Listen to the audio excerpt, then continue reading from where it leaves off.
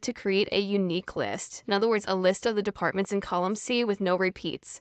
It can be easier than you think by using a pivot table. Now, even if you have never used a pivot table and this is not a course on pivot tables, I think you want to know this trick. Let's just click anywhere in this data and it's all contiguous. Row after row, column after column, no empty rows in here. We're going to go to the Insert tab, click Pivot Table,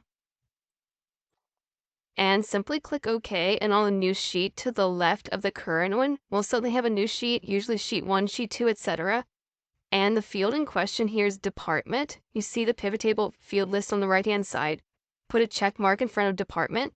There's our unique list. Right there. Copy it, paste it. Maybe that's all you're going to do with this pivot table.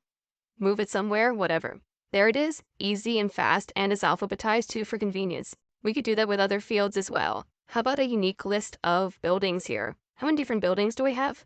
Click building. There it is. Main, North, South, Taft, Watson, West, so on.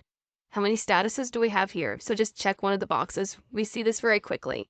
This isn't the major purpose of a pivot table, of course, but it's handy and it's fast and it's easy. And why not? Just highlight it and copy it wherever you want to put it. Easy to do.